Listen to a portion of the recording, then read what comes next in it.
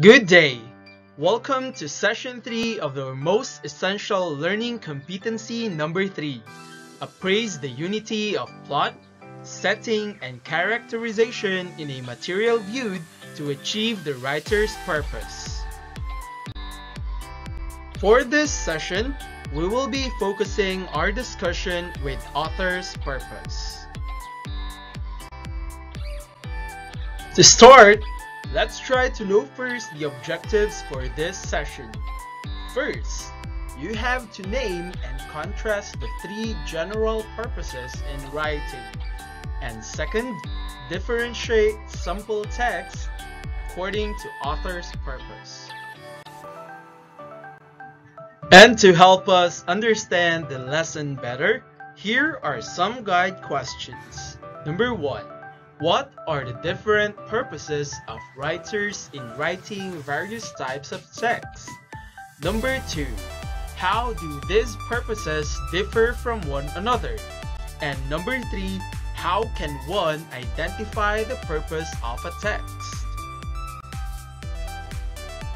So before we start our discussion, let's have this activity first, entitled Picture's Perfect Purpose. What do you think are the persons in each picture doing? Connect the pictures with the words that describe each scene's purpose. Are you ready? Here are the pictures for this activity. We have picture A, picture B, and picture C. Below them are the purposes: inform, entertain, or persuade. What do you think is the purpose of picture A? If your answer is persuade, then you are correct. How about picture B?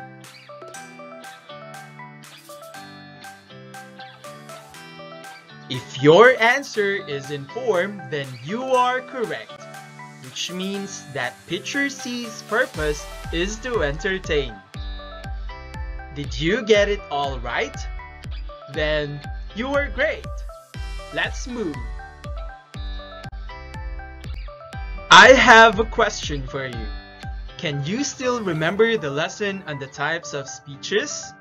The informative, persuasive, demonstrative, and entertaining speeches? Well, today's lesson is connected to them. Let's now have our lesson on author's purpose. And believe it or not, we have been exposed to different settings where we have to listen to people or to a person who talks with a purpose on hand, whether on stage or in TV, radio, or internet. As listeners or audience, the lines of the speakers or entertainers have greater tendency of affecting our mood, behavior, and belief. Every writer creates their masterpiece with purpose, and whenever an author's purpose becomes the topic, we are always after with the why. Well, it's a fact that readers may interpret differently the text they have read, but only the authors would know why they have written their masterpiece, especially if the text is a poem or a song. There are 3 general purposes of why an author writes a piece. There could be more than 3 if we'll try to specify the purposes, but all can be summed up into only 3 major purposes, and they are to persuade, to inform, and to entertain. To make it handy, remember the word I.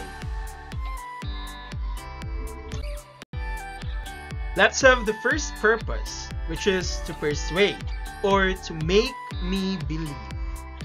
This is a very common purpose of writing, particularly in non-fiction writing, which aims to convince the reader to believe a certain point of view, to compel readers to take action, to convince them of an idea through argument, or to reaffirm their existing beliefs. To affirm that the text is persuading its readers, here are some key terms. We have the words encourage, convert, influence, urge, prove, assure, convince, inspire, and sell. These texts are mostly seen in advertisements or commercials, political speeches, church sermons, or editorial opinions. Second purpose is to inform. With this purpose, the writer usually enlightens readers by providing lots of facts and information to educate them on a given topic. Though persuasive texts make use of facts, the most common way to know that the purpose of the author is to inform is to ask yourself, is the author trying to convince me?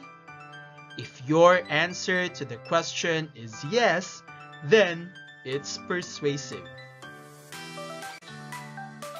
To know whether the text you are reading is informative in nature and purpose, here are some key terms. First one, show, educate, explain, illustrate, teach, understand, describe, discuss, and inform. These texts are usually seen through essays or expository articles, articles giving instructions or directions, encyclopedia, textbooks, and other reference materials, news articles and informational brochures, and schedules and charts. The third and last purpose of the author is to entertain, or to stir my emotions. Getting the reader's interest and keeping them interested is the writer's main goal in this type of selection. Any piece with this purpose must elicit emotions such as anger, fear, excitement, or enjoyment. Here are some key terms to know that you are being entertained by the author. First, tell, create, relate, share an experience, or provide details. Examples of texts wherein this purpose can be seen are fictional books and other stories, plays and movies, comic strips and video games, and poems and songs. That ends our lesson for this session. So today, you learned about the different purposes of an author in composing text, which is also applicable in motion pictures. The three general purposes of an author are either to persuade, to inform, or to entertain. These purposes can be easily memorized through the word PI. Great and simple. Aside from that, also note that a text may have a combination of more than two purposes, such as a text can be informative and entertaining at the same time, or an article written to persuade while being informative at the same time. However, one must be able to distinguish the dominant purpose of the author. And since we are done, I hope you are ready for a comprehension check. For this session, you only have one activity, and it is entitled Dig My Purpose. You have to identify the author's purpose in each scenario. Put a check mark in the column that corresponds to your answer. Only one answer is acceptable for each item, and you have 15 items to answer. please refer to your activity sheet in answering. I guess you are ready. Now, let's start.